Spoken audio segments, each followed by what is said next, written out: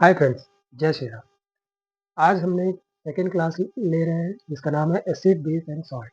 Class 10 की science की ये क्लास है, एक बार आपको रिवाइंड करना जरूरी था। फ्रेंड्स, आप हमारे चैनल को लाइक करें, सब्सक्राइब करें और बेल आइकॉन दबाना बिल्कुल ना भूलें। ये जनरली बाद में लोग बोलते हैं वीडियो के आखिर में, लेकिन मैं शुरू में बोल दे रहा हूँ कि आपका फोकस फिर पूरी तरह से पढ़ाई में बना रहे। नाउ, हमने अपने दैनिक जीवन में एसिड बेस और सॉल्ट इसके हम बारे में सब जानते हैं और इसका उपयोग जो है हम लगातार करते हुए रहते हैं।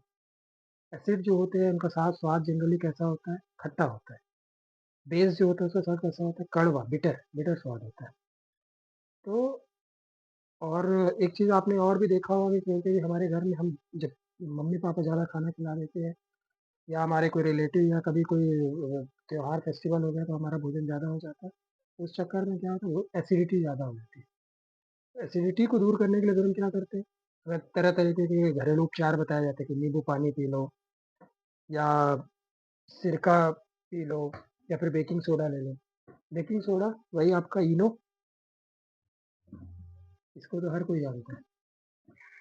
तो ऐसा करके हम अपने एसिडिटी को दूर करते हैं, लेकिन इसके पीछे एक्चुअल में क्या रिएक्शन होता है ये किसी को भी पता नहीं है। इसके बारे में हम आगे में जाके आपको डिटेल में बताएंगे।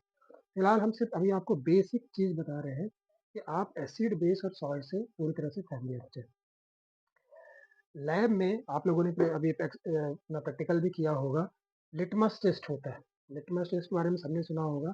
जो एसिड और बेस को रिकॉग्नाइज करने के लिए, पहचान करने के लिए लिटमस टेस्ट होता है। इसमें एक बहुत बड़ा कंफ्यूजन होता है कि सर, जो मैं अभी बता रहा हूँ आपको, इसलिए इसको बहुत केयरफुली सुनिएगा। जब भी ब्लू लिटमस पेपर पे एसिड की रिएक्शन कराई जाती है तो वो रेड हो जाता है। ब्लू लिटमस पेपर पे एसिड की रिएक्शन कराने पे वो रेड लिटमस पेपर में कन्वर्ट हो जाता है, या फिर रेड लिटमस पेपर पे बेस के साथ रिएक्शन कराने पे और ब्लू में कन्वर्ट होता है। अब एग्जाम में होता है क्या है कि बच्चों को ये ध्यान ही नहीं रहता है कि यार सर ने रेड से ब्लू बताया था कि ब्लू से रेड बताया थे। एक सिंपल हम इसमें ट्रिक बना सकते हैं बार के नाम से। एक आप ध्यान रख लीजिए, दूसरा अपने आप आपको याद रहेगा कि दूसरे को जस्ट अपोजिट कर देना है।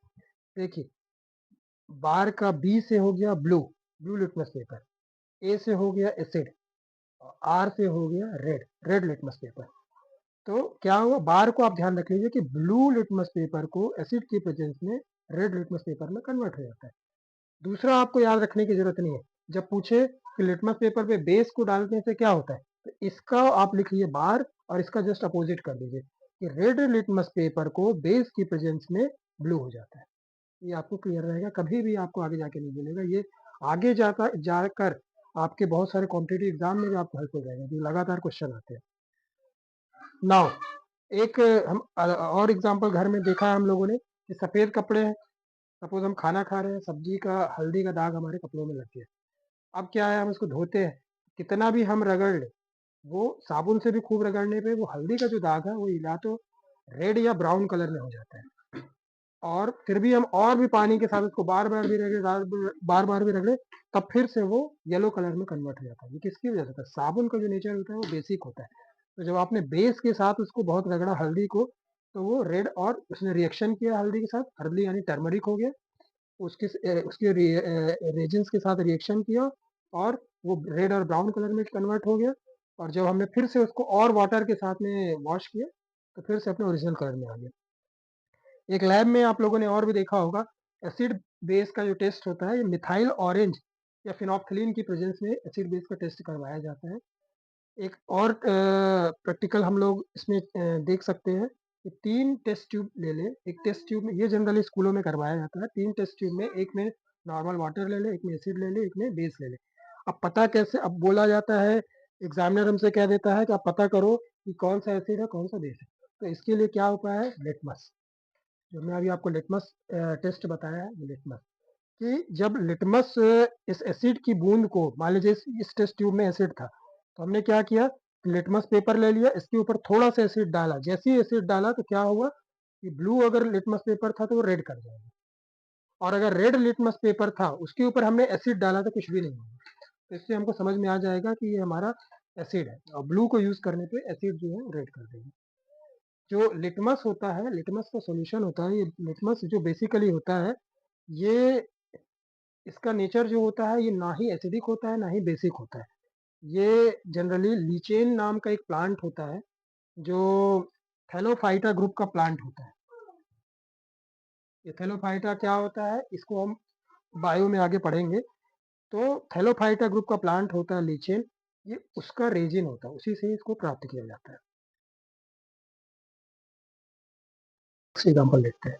हमने एक बीकर लिया, बीकर में क्या किया, जिंक के कुछ छोटे छोटे पार्टिकल्स हैं उनको डाला और HCl के सॉल्यूशन के से उसको पूरी तरह से ढक दिया, पूरी मतलब उसके ऊपर HCl का सॉल्यूशन भर दिया। तो क्या रिएक्शन हुआ, जिंक ने जब HCl के साथ रिएक्शन किया तो क्या बना है, ZnCl2 और हाइड्रोजन गैस जो है बाहर निकल, जब भी गैस बाहर निकलती है हम इसे तीर के ऐसे डिनोट कर देते हैं। अब हम जैसे लास्ट क्लास में हम लोगों ने बैलेंसिंग देखा था, फिर से एक बार बैलेंसिंग को चेक करते हैं, ये क्या रिएक्शन बैलेंस है। हमने देखा जिंक, जिंक यहाँ एक, यहाँ पर भी जिंक एक, जिंक का एटम एक था, यहाँ भी एक था, क्लोराइड यहाँ पे एक है, क्लोराइड यहाँ पे दो है। तो हमको क्या करना पड़ेगा, रिएक्शन को बैलेंस करना पड़ेगा। लास्ट क्लास में हम लोगों ने बताया था, जब भी कुछ भी बैलेंसिंग का जो क्रम रहता है वो कैसा रहता है, पहले मेटल, फिर नॉन मेटल, फिर हाइड्रोजन, फिर ऑक्सीजन। तो अब हम देखते हैं कि यहाँ पे हाइड्रोजन जो है दो निकल रहा है, हाइड्रोजन एक था, हमने क्या कर दिया, दो लगा दिया। अब चेक करते हैं, दो हाइड्रोजन हो गए, दो क्लोराइड हो गए, मतलब रिएक्शन हमारी क्या है, बैलेंस। पर अब क्या था, जिंक क्या है, मेटल, HCl क्या है, एसिड, और ZnCl2 क्या बना, सॉल्ट, और वहाँ पे हाइड्रोजन। तो इससे हमें ये समझ में आया कि जब भी मेटल की एसिड के साथ रिएक्शन होगा तो हमेशा क्या बनेगा, सॉल्ट बनेगा, और क्या गैस निकलेगी, हाइड्रोजन गैस हमेशा निकलेगी। ये एक यूनिवर्सल चीज़ है, इसको हमेशा आपको ध्यान रखना है। एग्जाम में जब भी पूछता है तो ऐसे ही पूछता है कि एक मेटल की एसिड के साथ आपको रिएक्शन के साथ नहीं देगा, कभी मेटल की एसिड के साथ रिएक्शन करने पे क्या बनेगा। तो ये आपको ध्यान रखना है कि जब भी मेटल का एसिड के साथ रिएक्शन होगा तो सॉल्ट बनेगा और हाइड्रोजन गैस निकलेगा। नाउ नेक्स्ट एग्जांपल एक और है, उसको भी देख लेते हैं। ये था, हमने लिया था एसिड HCl के साथ, अब इसी जिंक की हम सोडियम हाइड्रोक्साइड, इसका नेचर क्या है, बेस। ये हम इतनी बार आपको बोलेंगे तो कि ये आपको याद आ जाएगा कि HCl जो होता है एसिड होता है, हाइड्रोजन क्लोराइड, और NaOH जो है बेस। OH जिसमें भी जुड़ा रहता है वो बेस कहलाता है, ये आपको ध्यान रखना है। तो अब हमने क्या किया, सोडियम हाइड्रोक्साइड के साथ फिर से उसी जिंक की रिएक्शन कराई, तो अब क्या बना, Na2ZnO2, इसको क्या कहते हैं, सोडियम जिंकेट सॉल्ट। तो और साथ में फिर क्या निकला, हाइड्रोजन। तो फिर से वही चीज हो रही है कि बेस की जब भी मेटल के साथ रिएक्शन कराएंगे तो भी क्या बनेगा, सॉल्ट, और क्या निकलेगा, हाइड्रोजन गैस।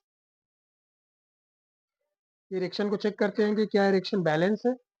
ये सोडियम जिंकेट का फॉर्मूला होता है Na2ZnO2, नहीं तो कई लोगों को लगेगा ये कैसे बना, ये फॉर्मूला ही होता है। अब हमको केवल बैलेंसिंग चेक करना है, तो हमने देखा कि यहाँ पे सोडियम के दो मॉलिक्यूल है, यहाँ पे सोडियम का एक मॉलिक्यूल, हमने क्या किया, दो लगा दिया। अब सोडियम के दो मॉलिक्यूल हुए, जिंक का देख रहे हैं एक मॉलिक्यूल है, जिंक का भी एक मॉलिक्यूल है। अब हाइड्रोजन को बैलेंस करेंगे, अब हम देख रहे हैं हाइड्रोजन दो है, यहाँ पे हाइड्रोजन कितना है, दो है। हम ऑक्सीजन देख रहे हैं, यहाँ ऑक्सीजन कितना हुआ, दो, यहाँ भी ऑक्सीजन दो, मतलब हमारी रिएक्शन ये बैलेंस है। ठीक है, तो ये ध्यान रखना है।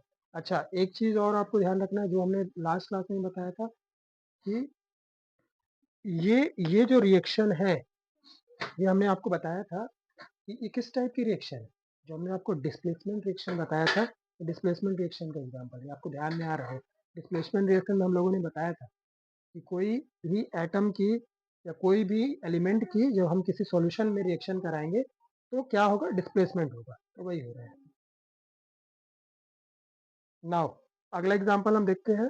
हम टेस्ट ट्यूब लेंगे, दो टाइप के टेस्ट ट्यूब लेते हैं। एक में हम क्या करते हैं, सोडियम कार्बोनेट, सोडियम कार्बोनेट जो है उसको डालते हैं। दूसरे में हम क्या करते हैं, हाइड्रोजन क्लोराइड, उसका सोल्यूशन लेते हैं। ये शायद लैब में आप लोगों को कराया भी गया रहा होगा, नहीं भी कराया गया था तो मैं एक बार आपको इसकी जो वो है मैं आपको बता दे रहा हूँ कि सोडियम कार्बोनेट को जब HCl के साथ रिएक्शन कराएंगे तो क्या बना, NaCl बन गया, और हाइड्रोजन जल वाटर बना, और कार्बन डाइऑक्साइड गैस बन के बाहर आ गई। फिर हम क्या किए, सोडियम कार्बोनेट, ये क्या था, सॉल्ट था। फिर हम क्या किए, सोडियम हाइड्रोजन कार्बोनेट, ये भी सॉल्ट है। इसकी भी जब हमने फिर से HCl के साथ यानी एसिड के साथ रिएक्शन कराया तो क्या बना, फिर से सॉल्ट बना, NaCl बना, H2O बना, और CO2 बना। तो ये आपको हमेशा ध्यान रखना है कि जब भी कोई भी कार्बोनेट की एसिड के साथ रिएक्शन कराई जाती है तो हमेशा सॉल्ट बनता है, वाटर बनता है और CO2 गैस बाहर निकलती है। ये एक यूनिवर्सल फैक्ट है, इसको ऑल टाइम आपको ध्यान रखना है। जब भी कार्बोनेट की एसिड के साथ रिएक्शन होगी तो सॉल्ट बनेगा, वाटर बनेगा और कार्बन डाइऑक्साइड बनेगा, ये आपको ध्यान रखना है। फिर हमने अगला एग्जाम्पल लिया, इसमें क्या किया हमने, चूने का पानी लिया जिसको कैल्शियम हाइड्रोक्साइड कहते हैं, जो हमने पिछली क्लास में बताया था।